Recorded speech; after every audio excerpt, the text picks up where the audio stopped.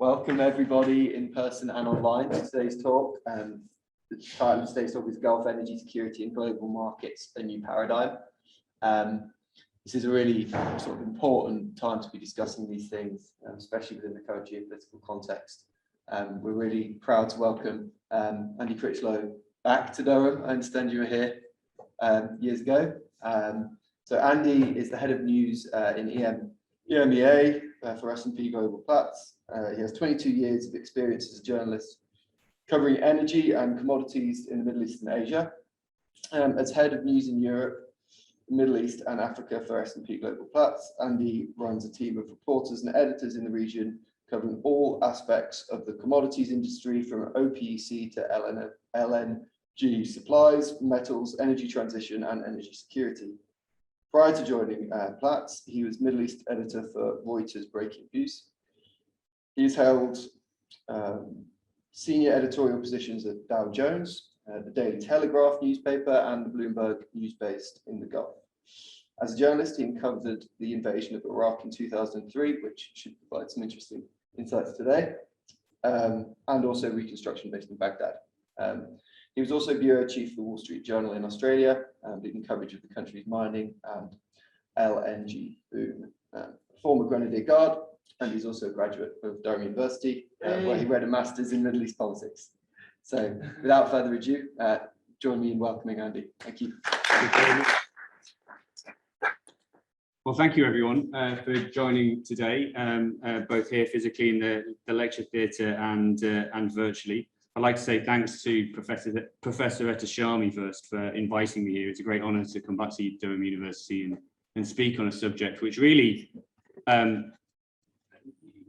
wouldn't be happening if I hadn't actually come to the university and studied under Anoush and the great lecturers and experts here that gave me, a deep love of the Middle East and a deep interest in energy, in the role that energy, oil, gas primarily plays in the story of the region, certainly over the last 50 to 60 years and beyond that. Is it possible to stand there as well? And I'll change the slides. Yeah, I know I'm going to be in trouble now. It's just because I need to let people in. No problem. So as I was saying, it's a great honour to be here and to be talking about this subject. And yes, you're right. In 2003, as a reporter covering the invasion of Iraq, I was one of the first Western journalists into Baghdad, actually, in June, behind the US Army at the time. And one of the things that always sticks in my mind was a visit that I paid to the Iraqi Oil Ministry on the outskirts of Baghdad, a gigantic building, built at the height of Saddam's power to project the power of the Iraqi state and the power of Iraqi oil. And it really gave me a sense of what oil can achieve, but the damage that oil often has done and continues to do to a certain extent in the region. And the Iraqi Oil Ministry at that time was completely abandoned. All the information, the papers, the office, the entire building that had been ransacked by looters. It had just been occupied by the US Army at the time. And in a way, I always start my journey in energy, really, and the Middle East from that point. And the key driver behind that is break-even oil prices. Producers in the Middle East, for example, need a higher level of break-even oil prices than, say, producers in other parts of the world. It's not because their production is more expensive. It's not because the upstream costs of extracting the oil are more expensive. It's actually, their upstream costs are very low. They need the higher oil prices to feed their high expenditure economies, to pay for construction, to pay for economic development.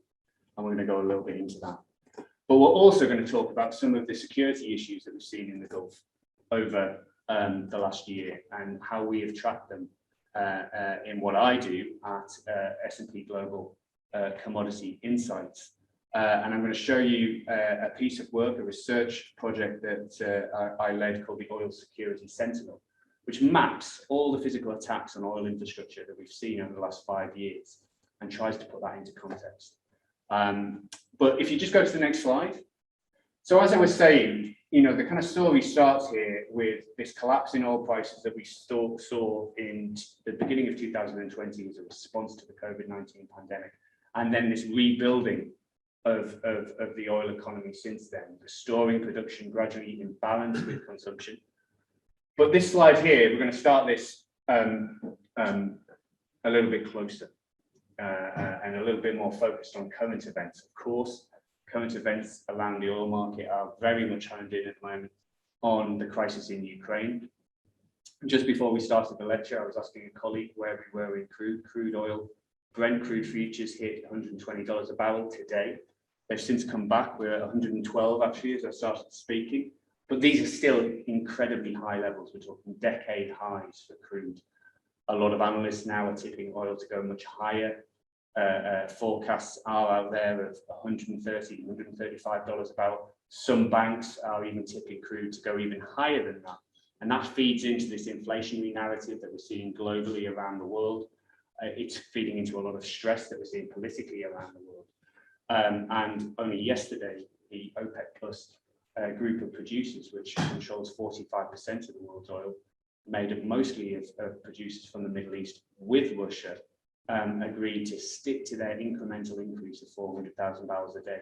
Now, that would seem good to most people. They're adding more oil, but actually it's not enough in the current environment to balance the political risk that's now being factored into the price. And we're going to talk about what the risk premium means and what drives the risk premium. And it's very much what you're seeing on here, on this slide here. Now, really, the oil price at that point, and events are moving so quickly here. This slide, I finished this slide 1st of March. And we were just a tad under or just on $100 a barrel. We've had a 10-12% increase in the space of a day. That shows you how discombobulated markets are at the moment, how nervous markets are to these political issues that are happening. On the one side, we have international powers negotiating with Iran. There's a likelihood that there'll be a restoration of the JCPOA nuclear sanctions agreement, possibly as early as tomorrow. On the other side, you have tightening sanctions now on Russia. Most of these sanctions are focused on financial institutions, on limiting Russia's ability to transact. But those transactions also touch onto oil. And so what we're starting to see is self-sanctioning by oil companies, counterparties, trading companies. And so you have a huge premium between Urals, which is Russian crude, and global benchmarks starting to open up because buyers of that crude are demanding a discount to take it because of the risk associated with loading those cargoes. And we're going to go into a little bit around some of the sanctions that have been introduced and have been reported. Everything on this slide has been reported. It's all open source. There are no secrets. What we've just sought to do is bring it all together into a cogent argument and to pick out some themes that hopefully you'll find helpful in terms of understanding global energy security and where we're headed. So if you could just skip to the next slide, please, Tom. So let's just kind of frame the oil market for the moment. So this slide, you can kind of hardly see it at the top there, but what it's kind of showing is there's a misperception out there about what is actually happening with the oil market. Now, we have on the one side energy transition, and we have OECD nations primarily really pushing hard to decarbonize global economies, to push for net zero, to limit global warming, and of course, to limit the use of fossil fuels. To do that, obviously, at some point, you have to see a tipping point in terms of consumption of oil, but we are not there yet. So global consumption at the moment, as we come out of COVID-19, lockdowns and normal market behavior starts to recover, global consumption is about 100 million barrels a day, a little bit over. But by 2035, 2040, or 2030, the world is actually going to need another 10 million barrels of crude and biofuel just to meet demand. So in a world where there is very little investment upstream now going into oil, because oil companies, international oil companies especially, diversifying their own portfolios. Investors are more reluctant to finance big upstream projects, which the world needs to provide this 10 million barrels. You're getting this concern that there is a widening gap going to open up over this 10-year period between what the world can supply and what consumers need. Because although we're seeing more consumers in passenger vehicle markets, for example, turning to electric vehicles, although we're seeing more governmental policy promoting low carbon alternatives to fossil fuels, it's not actually happening fast enough. So yeah, if you can just click on to the next point there. So as I said, this is a thing to keep in the back of your minds, 10 million barrels a day of additional oil that's required by 2030. If you could just go to the next point as well. So the biggest kind of slug of this demand is going to come out of China. And what we're now seeing with oil markets is this shift to Asia. And this is actually something that started 10, 20 years ago. And the trigger for this was 2001 when China joined the WTO. And this was the big catalyst for Chinese economic growth. That story has not ended. And although China is becoming more on board with the international community in terms of acknowledging there is a need to decarbonize, acknowledging there is a need to move to a net zero future global economy, it's not happening fast enough. And you have this gigantic Chinese economy, which by 2030 will be the world's largest consumer of oil. It will be the world's largest consumer of commodities. And that's quite a profound shift in what that means for the world and what it means for the geopolitics of the Middle East. The Middle East is the primary supplier of crude to China's economy. It provides 60% of China's consumption at the moment. Very important in the dynamics of geopolitics and energy security in the region, because what China doesn't have is boots on the ground. There is no Chinese counter doctrine that implicitly guarantees security to major producers of fossil fuels in the region. So if you just skip to the next point. Energy transition, though, is definitely challenging these key drivers for a number of reasons, of course, because energy transition may move quicker. If current forecasts don't prove correct, then of course that 10 million barrels a day of future consumption looks less assured. But ultimately, when I talk to anyone about commodities, I talk about populations. We live in a world of 6 billion people at the moment. Most projections, certainly the United Nations, the IMEIS, they're working on a baseline that we go to 9 billion people by 2050. That's more bread, more commodities, more raw materials, more steel, more of every substance that you will consume in your lives is going to be needed. It's going to be doubled, basically. So when you look at it in terms of population growth, then meeting our energy transition goals, we have a big, high mountain to climb, despite all the commitments at COP26, despite all the other international commitments and policy initiatives. And here in the UK, probably more than any other nation actually in Europe, successive governments have been very aggressive in pushing these policies, but we're kind of not getting there quickly.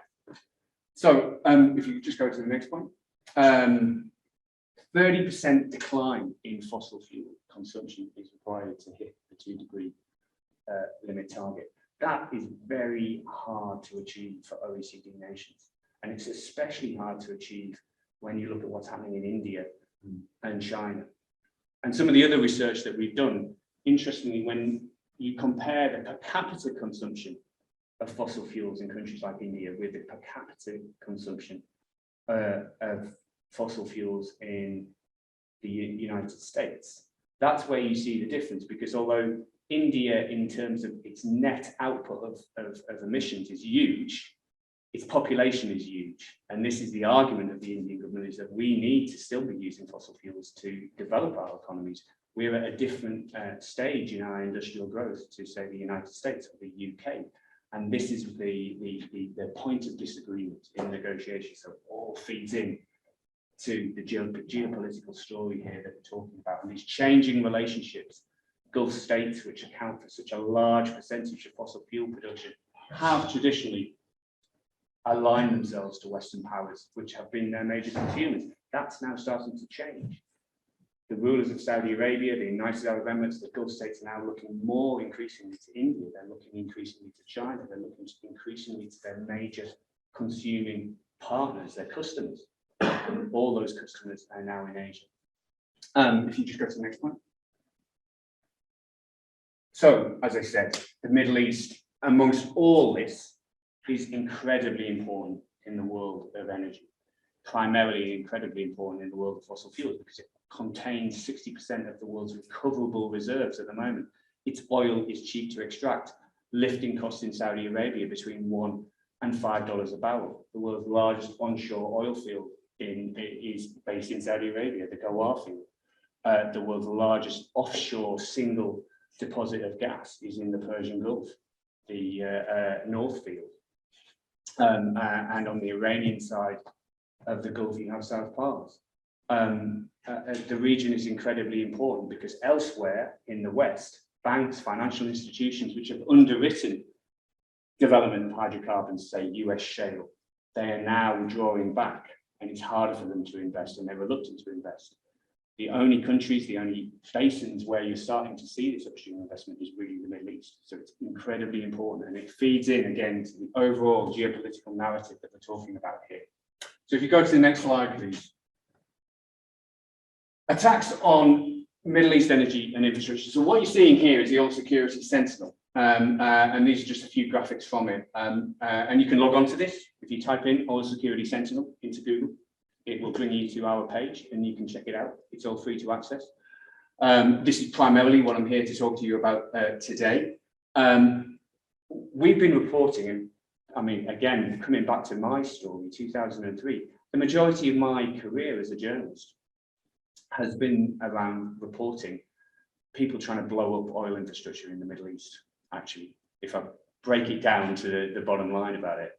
And what I've seen over the last 5 years is a huge increase in the frequency of physical attacks on energy infrastructure in the Middle East. It used to actually be quite a rare thing, although Saddam Hussein in the First Gulf War did try and strike oil facilities in the wider Gulf. Again, you had attacks in 2003. These were all connected to wars. What you've now seen is actually militant, clandestine operations specifically targeting energy infrastructure for political motives. And I just want to kind of break it down purely to the facts here.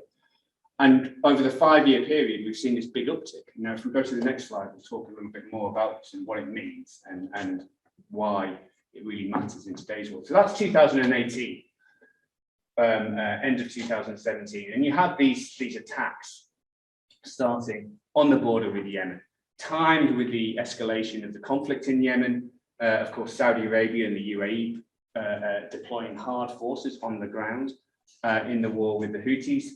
And of course, those dots right on the border there with Yemen, that is the Jazan refinery. It's one of Saudi Arabia's biggest refineries, and it has basically got a big target, come and try and bomb me.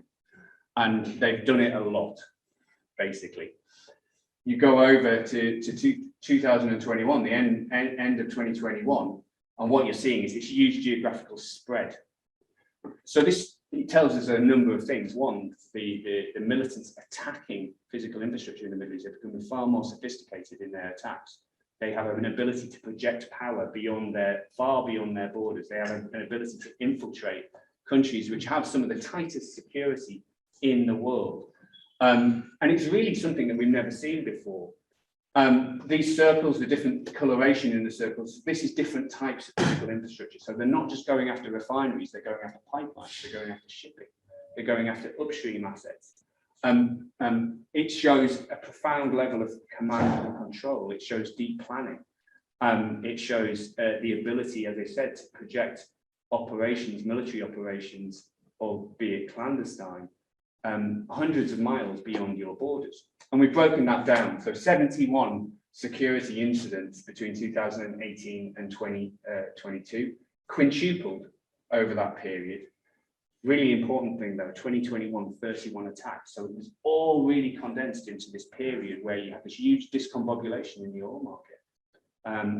Again, it shows a profound level of planning beyond actually doing the operation. It shows the sophistication of looking at actually what's happening in the oil market and picking a moment to actually carry out these incidents.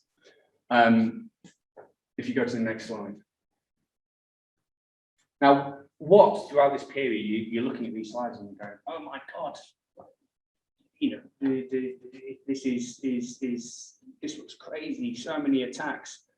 Why haven't oil prices been well above $100 a barrel up until this point? The reason is spare capacity and low intensity. Although these attacks have come thick and fast over that period of time, they've hardly knocked out any oil. And you know, when we consider that at the start of this, you had the attack on Abqaiq, which is the world's biggest, essentially kind of oil traffic junction in the world, in Saudi Arabia, often described as the Achilles heel of the global oil industry. Only 130,000 barrels a day on average over that 5-year period has been knocked out. So 130,000 barrels a day is about 6/7 of the UK's production from the North Sea, and the UK is a pretty small producer these days. So it's a thimble full of oil in the grand scheme of things. The second thing is demand, is spare capacity. So all these attacks happened at a period where global spare capacity storage tanks were brimming full, partly because of COVID-19, because when you're producing the oil and you haven't got any buyers, what do you do with it? You put it in a tank. But that's now started to drop off, because as consumption has come back, producers, instead of producing more oil, what they've done is they've drained their reserves that they've kept in storage. Now, all of these attacks as well have been timed with the war in Yemen. Now, I'm not going to go into the politics of that. What I really wanted to talk to you about here is the actual kind of the facts around these physical attacks, which show how sophisticated this targeting of Middle East energy has been. We mentioned Abqaiq. We mentioned that these have all coincided with the fundamentals around the oil industry at the moment. Lots of spare capacity, which has acted as a cushion. We mentioned China and the importance of India. The reason why this is important to keep in the back of your minds is, as I said, for the last 50 years, the US has given an implicit guarantee of security to oil producers in the region. That is now starting to fray at the edges, if not, some commentators say no longer exists. Although the US keeps a significant military presence in the region, the US is far more reluctant to get involved in the region's wars, to get involved in actually deploying boots on the ground to actually defend physical infrastructure. And that's actually played into the current crisis with Ukraine recently, because when Abu Dhabi was targeted by drone attacks at the beginning of the year, the US didn't deploy immediately extra missile defense. It didn't send its top generals immediately on request to Abu Dhabi. It waited, and that's caused a lot of tension between these two countries that previously were very, very close allies. So we'll go to the next slide. So what's this showing? So this is showing the breakdown of these attacks. Now, the acronyms on the right: hijack, you all know what that is. IED, improvised explosive device. LSM, limpid surface mine. Missiles, you all know what they are. NK, not known. Surface attacks, UAVs and USVs. These are drones. Now, you're kind of thinking, where did we get all this information about? Well, it's all out there. We sifted through all the news reports that we've corroborated over the last 5 years. It's all open source. We sifted through it. We went through keywords. You know, were the attacks successful? What did different state media organizations put out in terms of details around the attacks? And actually, when you dig into it, there's a lot more intelligence, a lot more information in these reports than you would initially think. And we've been able to break down that actually 26% of attacks were drones. Drones have become a big tool of militants to attack physical infrastructure in the Middle East. And we're going to explore why that is in a later slide. 28% though, missiles, and 14% these limpid surface mines, which have been very effective in hitting energy infrastructure targets at sea in the region. If you go to the next slide, please. So 56% of attacks were hits And despite the vast amount of money Middle East oil producers spend in the Gulf on energy security, whether it's hard security on the ground, whether it's tech, whether it's missile defense, 50% hit ratio to me, 56% hit ratio seems pretty high, given the amount of expenditure on defense, given the amount of eyeballs, given the amount of help that these oil producers do receive from the US in terms of intelligence, countermeasures, etc. And why is that? Well, 92% of attacks in Saudi Arabia by missile have been intercepted. Missiles are easy to knock out of the air, especially low-tech missiles that have been used by the Houthis. The missile defense systems that Saudi Arabia has are some of the most sophisticated in the world, as in the UAE and most of the Gulf states. But if you compare that to drones, more than half the drone attacks in the region have been successful, have resulted in a hit on physical infrastructure. Drones are infinitely harder for security services, for countermeasures to intercept. And it has had a profound impact on energy security in the region, without a doubt. 22% of the attacks in the kingdom, as I said, have been directed at the Jazan refinery, which is right on the border with Yemen. But what we have seen over the last year is the geographical reach of militants targeting energy infrastructure, stretching further into the Gulf.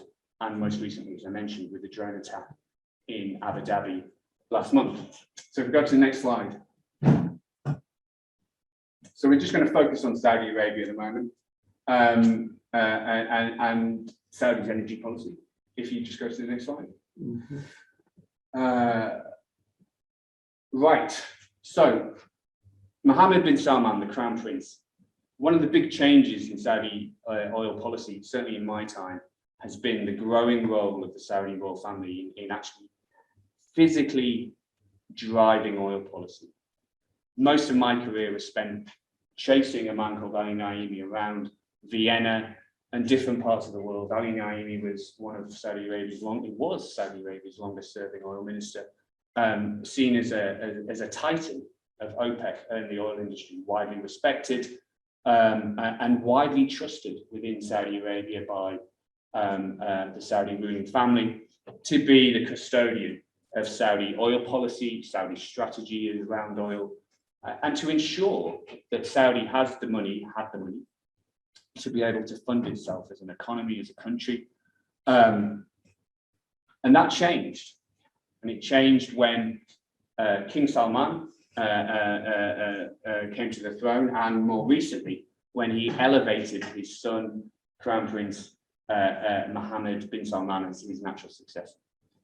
And more than any other Crown Prince, MBS, as he's known, has taken a very active role in Saudi oil policy. And he's done that with the help of his brother, Abdullah bin Salman, who together have really dominated OPEC and forced through a lot of OPEC policies and been quite aggressive in terms of how they've dealt with other allies, quite aggressive in terms of how they've also liaised with now Saudi Arabia's biggest partner in OPEC via the OPEC Plus coalition, which is Russia. Spare capacity in Saudi Arabia is about 1.8 million barrels a day. Saudi Arabia produces about 10. It's increasing as OPEC brings more oil back to the market, but when all its taps are open, Saudi can produce about 12 million barrels a day, which is about 12% of world supply. The world really cannot do without Saudi Arabia's oil at the moment. It remains a low-cost producer. I mentioned that before. Lifting costs about $1 or $5 a barrel. Now, the fiscal break-even figure here, this can be quite controversial.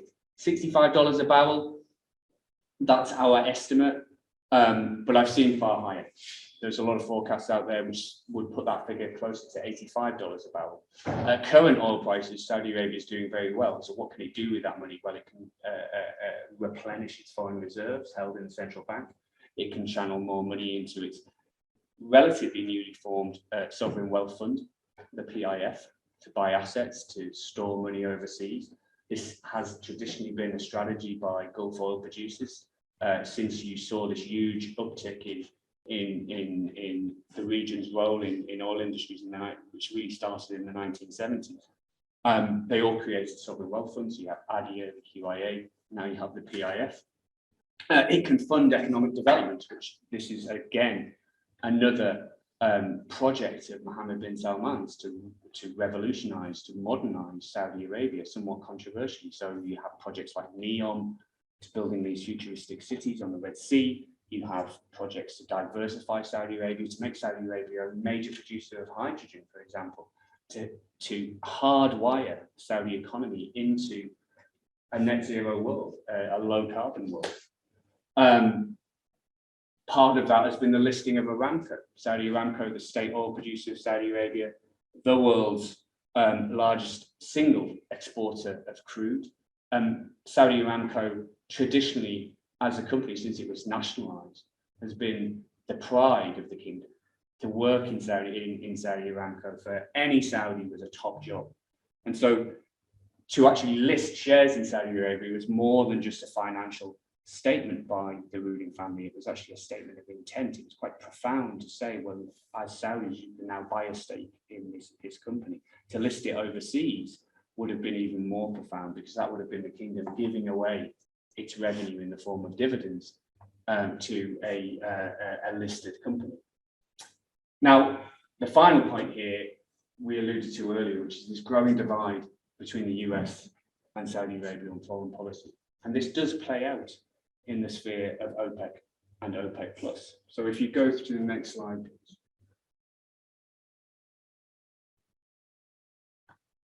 One of the key things that has happened in Saudi Arabia around attacks was this, what is described as the heart attack moment for the oil industry, which was in 2019, the attack on the Abqaiq oil facility near Dammam.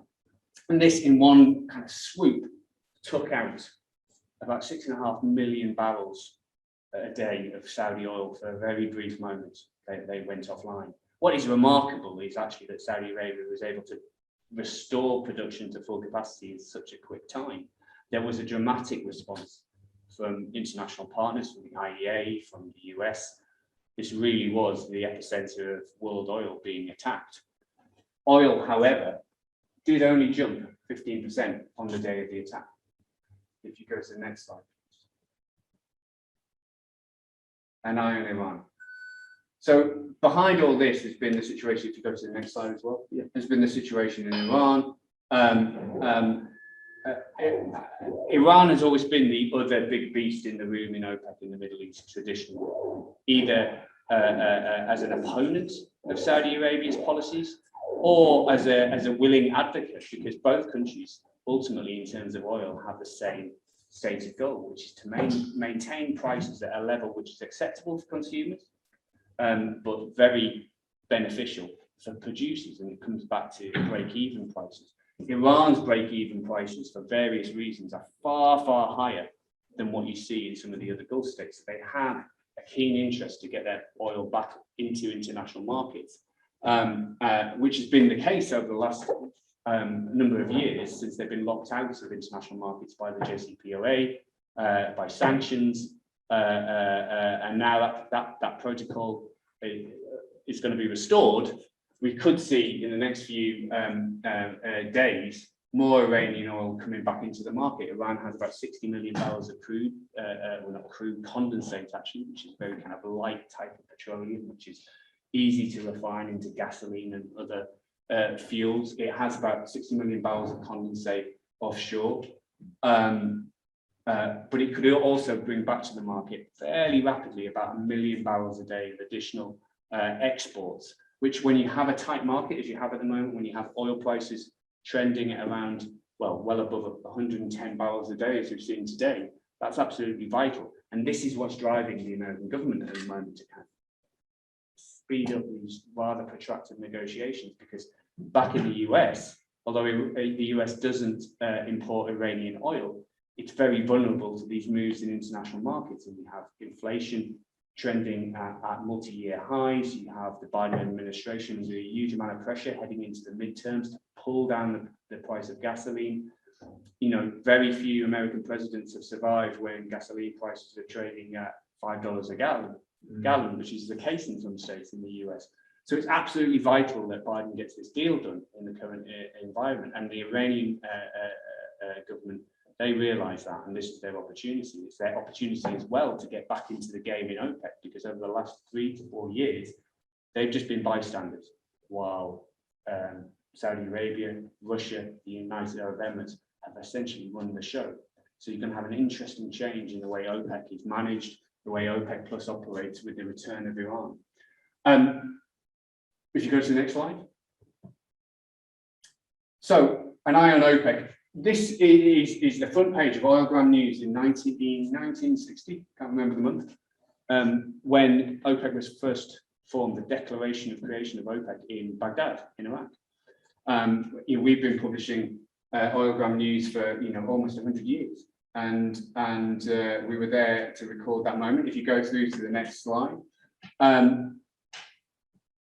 OPEC controls the world of oil. And why does it control the world of oil? Although it doesn't produce all the world's oil, it produces 40, with Russia's help, the OPEC Plus countries, 23 members, they have a 45% share of global supply. And this comes back to these issues at the moment around energy security. What's happened in Russia, what's happened in the Ukraine has really brought to the public consciousness this issue around energy security. Where do we buy our oil? Where do we buy our gasoline ultimately? Where do we get our gas from? These are issues that most people, when they're going to fill up their car or their service station, when most people are turning on their electric lights, don't really think about it. But actually it has a dramatic impact on everyone's lives. And what this chart at the top shows you is how OPEC Plus controls both ends of the barrel. Yeah. You have heavy oil and you have light oil. Heavy oil can be refined efficiently in some refineries. Light oil can be refined more efficiently in other refineries. And this coalition with Russia and some other partners has given OPEC Plus this huge control over the global market for oil, because one barrel of oil is not equal to another barrel of oil. It's its viscosity, its sulfur content, its chemistry. It's really important to setting the price of that barrel. And the fact that OPEC has so much diversity of different crudes in its basket now is a really important point. That graphic there, actually, if you get the time, type into your browser Platts periodic table of oil. That is an interactive that shows you all the world's crude oils, 150, although there are more. 150 the most traded crude oils in the world, their viscosity, their sulfur content, the average price over a year. It gives you a lot of vital information about why this matters. The deal with Russia, absolutely central to reinforcing OPEC's position, because up until that point, up until that agreement was signed in 2019, OPEC was under pressure. And why was it under pressure? Because you had this huge uptick in US shale production, which really started from 2010 and ran for basically 10 years. After the financial crisis, you had oil in 2007, just really at the beginning of the financial crisis, oil hit $147 a barrel, and you had this rush into US shale production, which was encouraged by the Obama administration in the US. The US, even still today, although you've had a dramatic kind of downturn in these key basins in the US onshore, the US is still the world's largest producer of liquids.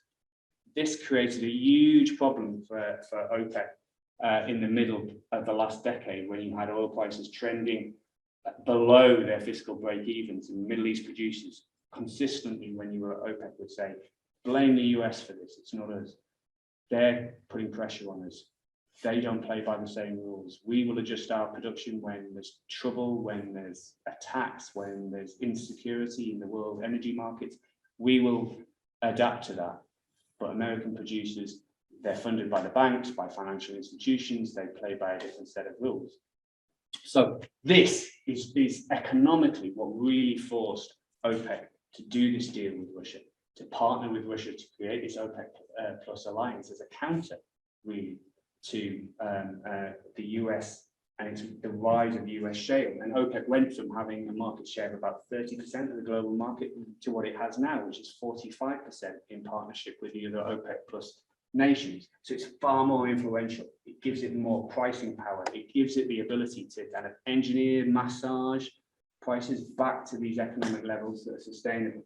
And as you can see, this chart on the right-hand side with fiscal break-evens, it's a really interesting one because, as you can see, as I mentioned, Iran, by far the highest fiscal break-evens of any of the producers.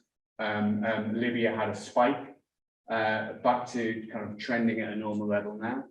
But that's really what drives OPEC policies, because in the majority of these producing nations, oil is the biggest cash driver. It's the biggest contributor to foreign exchange earnings.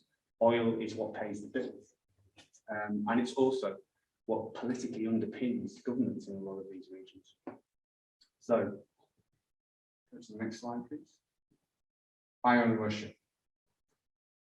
Russia is a giant in the world of commodities. It's not just oil, gas, soft commodities, grains, minerals, iron ore, steel, uranium. It's a giant in the world of energy transition commodities, things like nickel, which is absolutely vital for the manufacture of electric vehicle batteries. Its footprint is vast in the commodities world. Just go to the next slide. And its footprint is vast in the oil world, especially. So Russian output about 10, 11 million barrels a day of production at current levels. And its biggest customers are in the OECD. Its biggest customers are European, both for its gas and for its crude. Urals is a vital ingredient for the diets of most European refiners, which is why the current environment and the self-sanctioning that we're seeing, the financial sanctions which have been imposed, which are making it harder for counterparties and intermediaries to trade Russian oil, more reluctant, they're demanding discounts. We've seen sanctions on Russian-owned tankers now docking in the UK. Other European nations have followed. A number of refiners in Europe now have taken Urals out of their crude slate. This oil has to be replaced because Russia exports about 6.5 million barrels a day of oil. 6.5% of global supply comes from Russia. And this is why it's raised this issue of energy security and why energy security is so important in terms of international politics, international relations, and what we're seeing in terms of the crisis with Ukraine at the moment. I mentioned that 2019 was a key point. That is when Russia did its coalition agreement with OPEC. It formalized an informal partnership it already had. If we wind the clock back to, say, 2015, though, Russia and OPEC were, I wouldn't call them frenemies, and I wouldn't call them enemies. I'd kind of call them competitors. But not particularly friendly competitors in the world of oil, because they were both competing for a larger share of the global oil market. That competition still goes on today.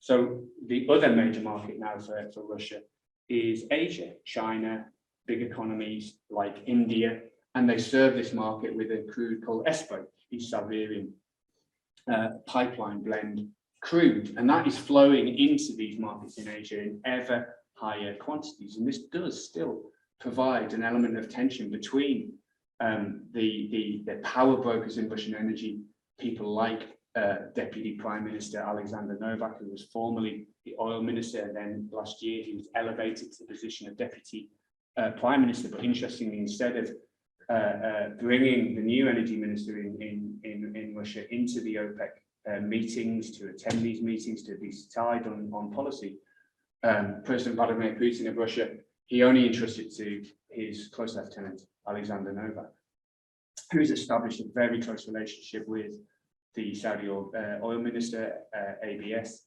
a very close relationship with some of the other oil ministers that attend these meetings. But I think as well, the relationship that Russia has with these countries, it also transcends energy to a certain extent now. And it has followed Russian foreign policy, interventionist foreign policy in the Middle East. In some ways that started in 2010, the beginning of the Arab Spring. It started with Russia's involvement in Libya, and it's kind of come to a crescendo with how Russia pursued its goals in Syria. And Middle East producers of oil in Saudi Arabia, in the UAE, in the Gulf, they saw this. And at a time when Russia was being very interventionist in the Middle East, was being very active in supporting its allies, in supporting the goals of its friends and partners, the US withdrawing either physically by withdrawing troops, either from Afghanistan or actually defense systems from the Gulf, as was the case last year, or politically just becoming less willing to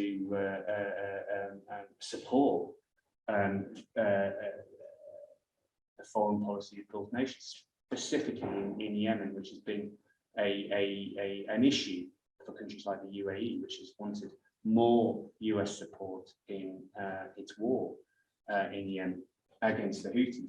So Russia has definitely seen this as an opportunity, and you do have foreign policy in Russia now going hand in hand with its energy policy, and that energy policy is hinged on its role in OPEC+. So we'll go to the next slide. So what are the risks of supply risks from the current crisis? Well, this has all been reported. We've seen the closure of UK ports to Russian flagged vessels. Russia is still a pretty large importer of crude oil and petroleum products into the UK. You've seen Canada, which, although Canada has huge resources that it produces itself, it still, according to latest data, was importing about 19,000 barrels of Russian petroleum products last year, or 2019. So, you know, Canada was the first G7 nation to ban Russian oil. There are calls out there from people like the Foreign Secretary in the UK, Elizabeth Truss. She's floated the idea that G7 nations should have limits on the amount of Russian energy that's important. Now that sets an important precedent as well, because if you can set limits on one country, you could perhaps do it to others, because again, this issue of energy security and the sourcing of energy, where it comes from, is going to become, that's not going to go away. And you know, I think, and this is the new paradigm, because that genie now is out of the bottle and it's not going to go back in. Urals crude is heavily discounted, as we mentioned. There are some alternatives. We've plotted them on that chart there. Arab Light, which is makes up a large share of Saudi production, being one of them, but also Basra Medium, some other crudes that also fit into that basket as well. Iranian Light, about 1.2 million barrels a day of Iranian Light production could also fill that gap for Urals, but that will take time. You've seen the headlines around BP exiting its stake in Rosneft, a 19.75% stake. It's going to offload that. Again, it all feeds into this the sentiment now around energy in Russia. The removal of SWIFT and banking sanctions, this all hits counterparties. It all adds to the political risk around trading Russian oil. And the long-term questions for energy dependence, as I mentioned, I think that this is one of the big issues that Middle East producers are going to face in the future, that other producers are going to face, is around, do you pass the sniff test in terms of consuming nations, increasingly sanctions, increasingly political goals and ideals which are held, I think, dearly in the West, will be attached to energy policy, and that is one of the outcomes of this, and it's being discussed openly now by the majority of world leaders in the OECD. So if we go to the next slide, and there we are, the Oil Security Sentinel, a 101 of what's happening in the world of energy at the moment. I hope that was interesting. I'm not sure if I've stuck to the timing. Yeah, I think I have. Take up an hour every time. We can have some questions. Brilliant. Be delighted to take them. Thank you. Thank you.